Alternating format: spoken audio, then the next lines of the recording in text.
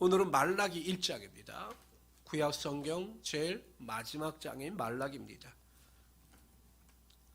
구약 성경 1327페이지를 찾아주시기 바랍니다. 구약 성경 1327페이지 말라기 1장 말씀이 되겠습니다.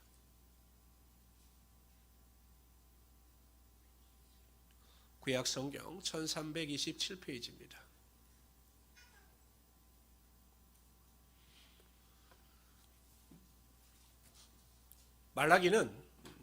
말라기라고 하는 뜻은 하나님의 사자라는 의미입니다.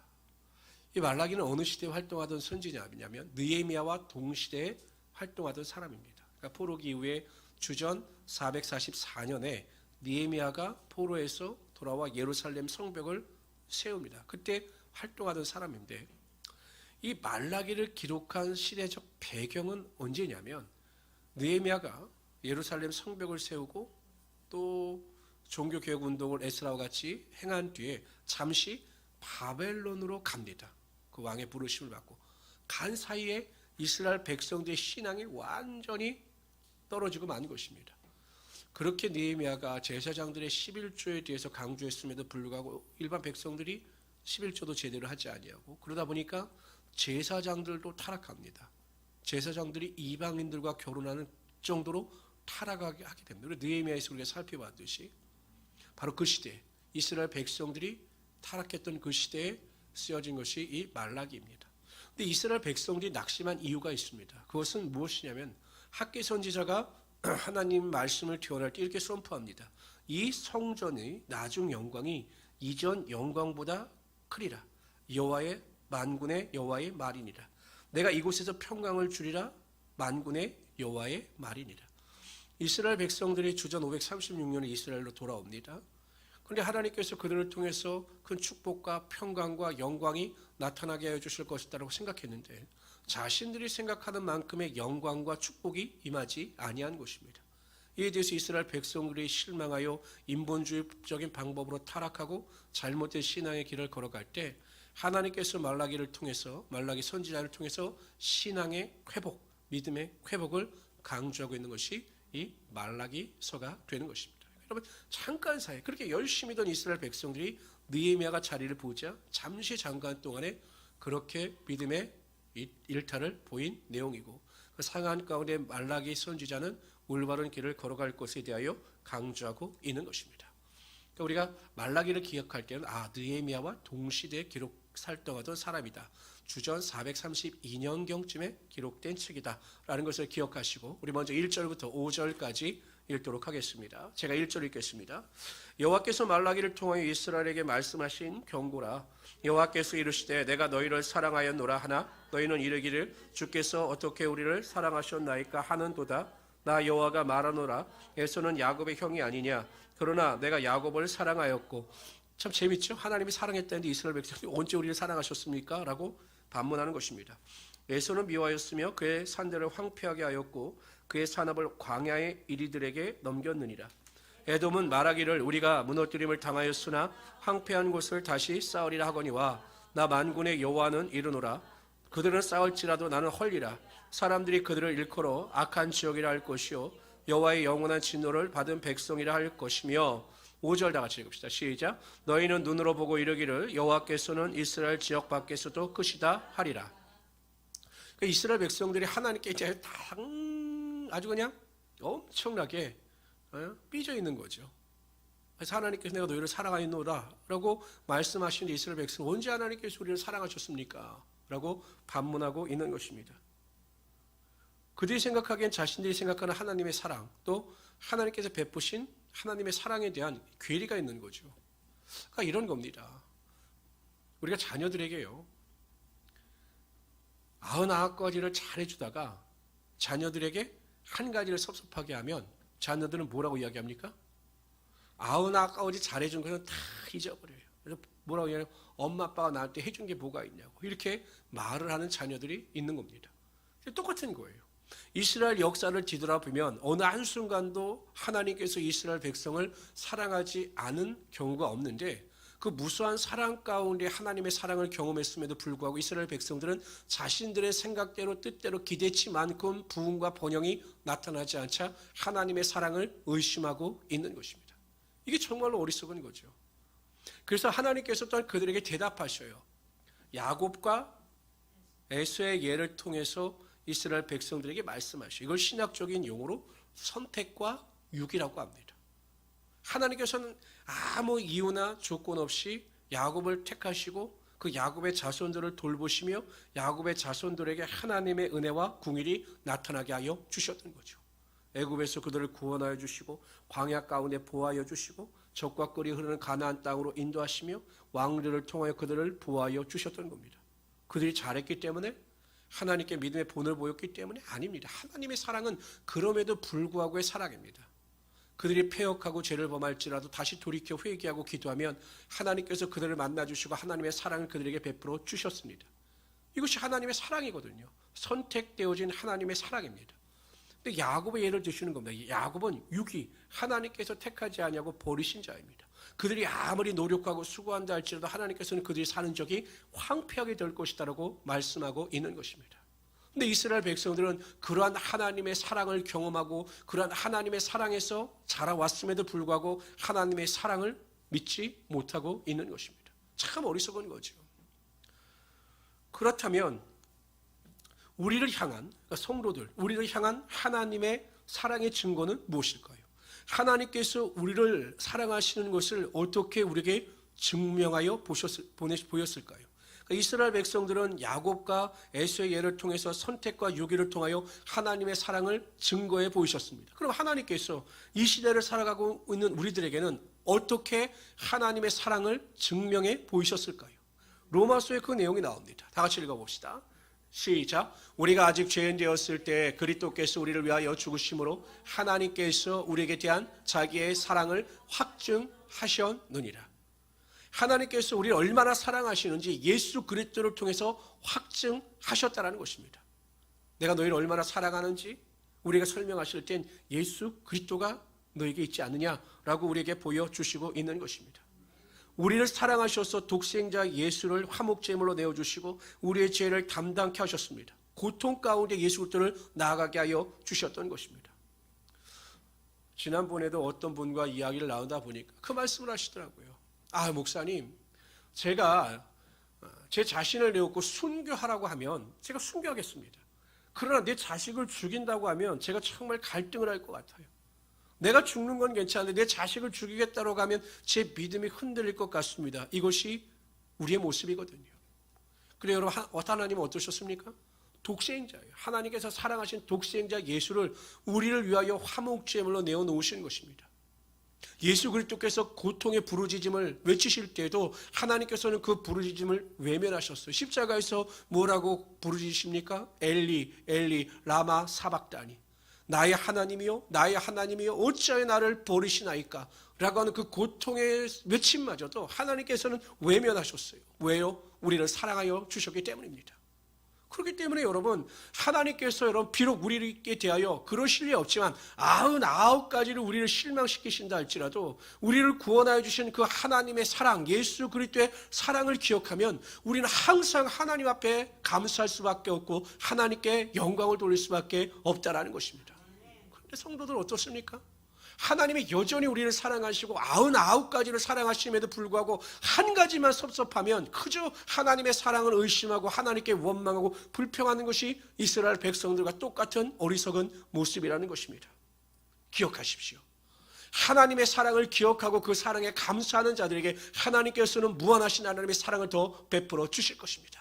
그래서 우리 성도님들은 항상 하나님의 사랑 가운데 은혜를 체험하고 믿음으로 고백하며 더 가까이 나아갈 수 있는 우리 귀한 성도들 되시기를 주님의 이름으로 축원합니다. 우리 6절부터 14절까지 우리 한 절씩 교독하도록 합니다. 6절 제가 읽겠습니다. 내 이름을 멸시하는 제사장들아, 나 만군의 여호와가 너에게 이르기를 아들은 그 아버지를, 종은 그 주인을 공경하나니 내가 아버지일진데 나를 공경함이 어디 있느냐?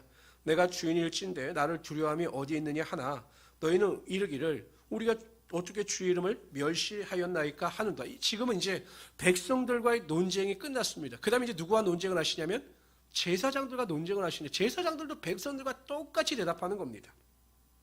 7절 읽읍시다. 시작. 너희가 더러운 떡을 나의 제단에 드리고도 말하기를 우리가 어떻게 주를 더럽게 하였나이까 하는도다. 이는 너희가 여호와의 식탁은 경멸히 여길 것이라 말하기 때문이라. 만군의 여호와가 이르노라.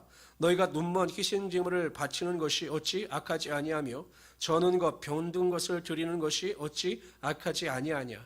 이제 그것을 너희 총독에게 드려보라. 그가 너를 기뻐하겠으며 너를 받아주겠느냐. 만군의 여호와가 이러노라. 너희는 나 하나님의 은혜를 구하면서 우리를 불쌍히 여기시소서 하며 보라 너희가 있지 행하였으니 내가 너희 중 하나인들 받겠느냐. 만군의 여호와가 이르노라. 너희가 내 제단 위에 헛되이 불사르지 못하게 하기 위하여 너희 중에 성전문을 닫을 자가 있었으면 좋겠도다. 내가 너희를 기뻐하지 아니하며 너희가 손으로 드리는 것을 받지도 아니하리라.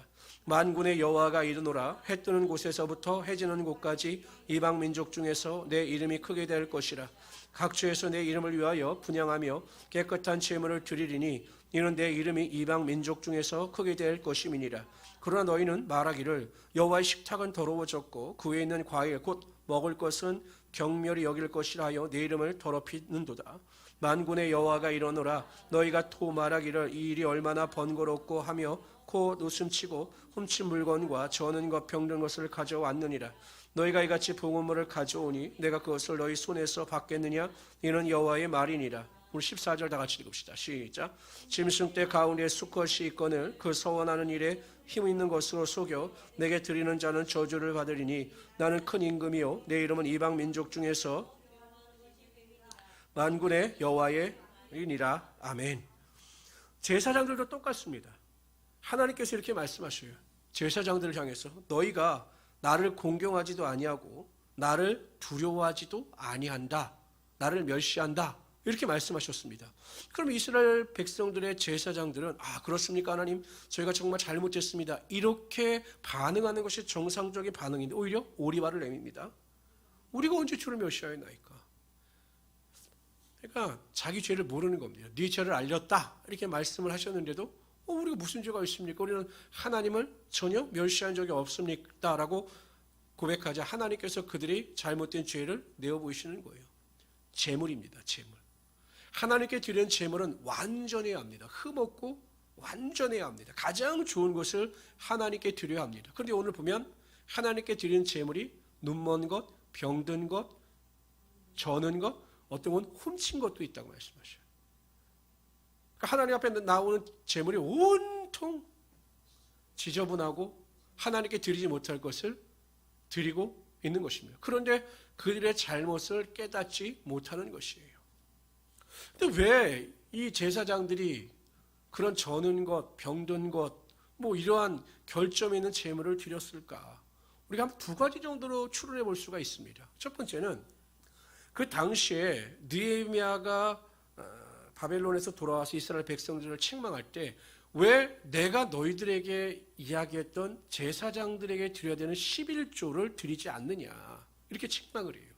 그러니까 이스라엘 백성들이 타락하니 하나님께 대하여 온전한 제물을 드리지 아니한 거죠. 그러니까 제사장들 입장에서 보면 믿음이 없는 자들이 제물도 드리지 않는데 병든 것, 저는 것, 훔친 것을 가져왔을 때 그것의 잘못을 지적할 경우 그것마저 드리지 않을 것을 염려하여 그들이 가져온 저는 것, 병든 것, 눈먼 것을 드리지 않았을까? 이게 첫 번째 추론이고요. 두 번째는 좋은 것과 나쁜 것이 섞여져 있는데 좋은 것은 지가 아니고 자기들이 그거를 인마이 포켓하고 정말 결점 있는 제물을 하나님께 드릴 수 있었던 것이 아닐까 이렇게 추론해 볼 수 있다는 것입니다. 그런데 여러분 어찌하든지 간에 하나님께 드려야 되는 가장 기본적인 그 제물에 대해서도 하나님께 온전히 드리지 아니하므로 하나님께 드려야 될 제사가 완전히 하나님 앞에서 무너지고 말았던 것입니다. 하나님께서 그것을 하나님을 멸시하는 행위로 강조하셨어요. 여러분 결국 우리가 주님 앞에 드리는 예배, 하나님 앞에 드리는 예배, 이 예배에 대하여 온전한 예배를 드리지 못할 때 하나님은 그 예배를 통해서 하나님을 멸시하는 자로 간주하신다라는 거예요. 여러분 예배 시간에 와가지고 제대로 예배 드리지 않고 그냥 잠자고 조는 거 제가 이해를 하겠지만 아주 그냥 안방처럼 주무시는 분들이 있어요. 제가 보기엔 그건 습관이 아니라 마음의 의지에 달린 거죠. 마음의 의지. 전 솔직히 예배 시간에 거의 한 번도 존 적이 없어요. 마음의 의지죠. 내가 하나님의 말씀을 경청하고 하나님의 말씀을 사모하여 하나님께서 드리시는 온전한 예배를 드려야 되겠다라고 결심하면 어떻게 예배 시간에 좋을 수가 있습니까? 그건 하나님을 멸시하는, 여러분 대통령 앞에 나가서 대통령이 담화하는데 거기서 좋을 사람이 있겠어요? 그거 생각하면 살아계신 하나님이신데, 그리고 임재가 있는 하나님의 임재가 있는 예배인데 하나님 앞에서 그 예배를 경홀히 여길 수 있겠느냐라는 것입니다. 또 생각해 보세요. 하나님은 우리의 패부까지 아시는 하나님이세요. 우리 생각도 아시는 하나님이세요. 근데 그런 하나님에게 예배를 드리는데 머릿속으로 딴 생각을 하고 있다? 그것도 하나님을 멸시하는 행위와 같다라는 것입니다. 항상 우리는 흠없는 모습, 흠없는 생각, 순결한 마음을 가지고 전심으로 집중하여 신령과 진정으로 하나님을 예배할 수 있어야 한다는 것입니다. 여러분 코로나로 인해서 결국 예배가 무너지는 거예요. 처음에는 나라를 탓했습니다. 왜 우리를 예배를 못 드리게 하느냐? 왜 우리의 예배를 방해하느냐? 너희들 때문에 우리가 예배를 못 드리지 않느냐? 나라를 탓했습니다. 근데 여러분 어떤 일이 벌어진 줄 아십니까? 나라에서 이제 위드 코로나라고 해서 그럼 마음껏 예배를 드려라 라고 했는데 성도들이 안 나오는 거예요. 예배가 무너진 거죠. 그럼 예배를 습관적으로 드리지 않게 되니까 예배가 무너진 것입니다. 그래서 예배가 다 사라졌어요. 이게 지금 한국교회 실정이라는 것입니다. 6만 교회 중에서 1만 교회가 문을 닫았다고 합니다. 이게 결국 나라의 탓일까요? 아닙니다. 성도들의 탓인 것입니다. 예배가 무너지면 삶이 무너지고 하나님을 멸시하는 행위이기 때문에 하나님께서 그들에게 감동과 은혜와 감격을 주시지 않는 거예요. 9절 보세요. 하나님의 제사를 멸시하는 제사장들에게 대하여 하나님께서 뭐라고 말씀하십니까? 9절 봅시다. 시작. 만군의 여호와가 이르노라. 너희는 나 하나님께 은혜를 구하면서 우리를 불쌍히 여겨서 사하여 보라 너희가 이같이 행하였으나 내가 너희 중 하나인들 받겠느냐. 뭐라고 말씀하셨어요? 하나님께 은혜를 구합니다. 우리를 불쌍히 여기소서라고 제사장들이 이야기합니다. 그런데 하나님께서 뭐라고 말씀하시냐면 내가 너희 중 하나인들 받겠느냐. 안 받는다라는 겁니다. 너희가 나를 멸시했는데 너희들이 은혜를 구하고 궁의를 구할 때 내가 너에게 은혜와 궁의를 베풀겠느냐? 안 베푸시겠다라는 것입니다. 결국 하나님과의 관계가 단절되면, 그래서 예배를 통해서 하나님과의 교제가 단절되면 우리의 삶이 황폐하게 되고 마는 것입니다. 하나님의 은혜가 단절되고 마는 것입니다. 여러분 더 답답하고 한심한 일은 무엇입니까? 하나님의 은혜가 단절됐는데도 잘 산다라는 것이에요. 하나님과의 교제가 끊어졌는데도 잘 산다라는 것입니다. 이게 무슨 징조입니까? 영에 속한 자가 아니라 육에 속한 자라는 것이에요. 예배를 드리지 않는데, 성경을 읽지 않는데, 기도를 하지 않는데 전혀 이상하지가 않아요. 잘 살아갑니다. 이건 육에 속한 자입니다. 영에 속한 자들은 하나님과의 관계가 멀어지면 그 마음의 영이 답답하여 견딜 수가 없는 것이에요. 그래서 하나님의 은혜를 체험할 수 없게 된다는 것입니다. 로마서 11장 1절은 그래서 이렇게 우리에게 말씀하셔요. 그러므로 형제들아 내가 하나님의 모든 자비하심으로 너희를 권하노니 너희 몸을 하나님이 기뻐하시는 거룩한 산채물로 드리라. 이는 너희가 드릴 영적 예배니라. 결국 우리는 또 예배의 가운데 승리함을 위하여 또 전쟁을 치러하는 것입니다. 영적 전쟁을 치르는 것입니다. 이 시대는 예배 회복의 시대예요. 정말 내가 예배자로 하나님이 찾으시는 예배자로 살아가고 있는가? 나 스스로 예배에 담을 쌓고 믿음에서 멀어지고 있는 것은 아닌가? 저는 우리 모든 성도님들이 이 예배의 회복을 통해서 하나님의 능력을 체험하고 예배를 통해서 하나님의 임재를 경험할 수 있기를 바랍니다. 저는 우리 모든 성도님들이 기도하실 때마다 예배를 위해서 기도해 주십시오. 우리 찬양팀, 위대의 찬양팀을 위해서 믿음으로 정말 기도해 주시고, 부족한 종이 말씀을 증거할 때마다 하나님의 말씀을 증거할 수 있게 해달라고 기도해 주시고, 우리가 모여서 기도할 때마다 성령의 능력과 임재가 나타나는 예배가 될 수 있게 해달라고 항상 우리의 예배를 기도해 주시기를 바랍니다. 성도들이 주일 예배뿐만 아니라 주중 예배도 사모하게 하시고, 그래서 어찌하든지 흩어지는 자들이 아니라 모이는 자들이 되게 하시고 하나님 앞에서 결단할 수 있는 자가 되게 해달라고 기도할 수 있는 우리 성도들이 되시기를 주님의 이름으로 축원합니다. 한편 하나님께서는요, 이스라엘 백성들이 하나님의 은혜를 무시하니 하나님의 은혜가 이방 민족에게 넘어갈 것이다. 은혜를 모르면 이 은혜를 내가 다른 사람에게 베푸실 것이다. 이렇게 말씀하십니다. 우리 11절 다 같이 읽어봅시다. 읽습니다. 시작. 만군의 여호와가 이르노라. 해 뜨는 곳에서부터 해 지는 곳까지 이방 민족 중에서 내 이름이 크게 될 것이라. 각처에서 내 이름을 위하여 분향하며 깨끗한 제물을 드리리니 이는 내 이름이 이방 민족 중에서 크게 될 것임이니라. 결국 그 이방 민족이 우리예요.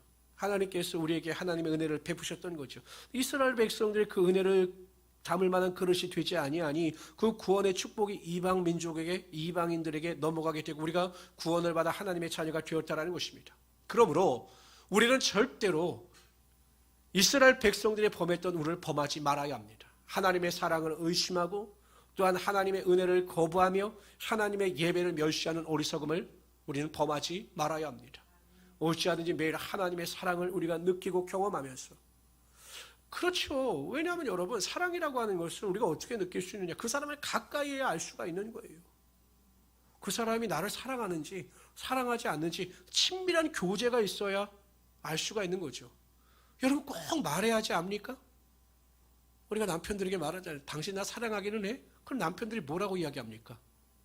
꼭 그걸 내가 말로 해야지 알아? 이렇게 이야기하지 않아요? 살아보면 아는 거예요. 남편이 나를 사랑하는지 아내가 나를 사랑하는지 안 하는지 살아보면 알아요. 교제해보면 알아요. 말이 없고 교제가 없으니까 그 사랑을 모르는 거죠. 우리가 매일 깨어서 하나님 앞에 기도하고 많은 하나님의 말씀을 묵상하고 하나님과 깊은 교제를 나누면 하나님께서 나를 얼마나 사랑하시는지 모르는 걸 알 수가 있다는 것입니다. 그래서 우리 성도님들은 매일 예배를 통해서 하나님과 깊은 교제를 통해서 하나님의 사랑에 감사하시고 올바른 예배를 통해서 하나님께 영광을 돌릴 수 있는 우리 귀한 성도들이 되시기를 주님의 이름으로 축원합니다. 제가 오늘 부탁드렸듯이 항상 기도하실 때마다 하나님께서 요즘에 저에게 주시는 그 마음이 그거예요. 강력한 하나님의 임재가 있는 예배. 찬양팀뿐만 아니라 우리 모두가 정말 예배의 임재를 위해서 기도하고 하나님의 능력을 삼하는 예배가 될 수 있게 기도해서 우리 최소한 주일 예배 때만큼은 하나님의 기름 부음과 능력과 충만함이 있는 예배, 그런 예배를 드릴 수 있도록 우리가 더 기도해야 할 것입니다. 그래서 우리 성도들이 들어오는 자들마다, 예배에 참석하는 자들마다 성령의 기름 부음과 능력이 나타날 수 있도록 우리 기도해 주시는 하나님의 귀한 성도들이 되시기를 주님의 이름으로 축원합니다.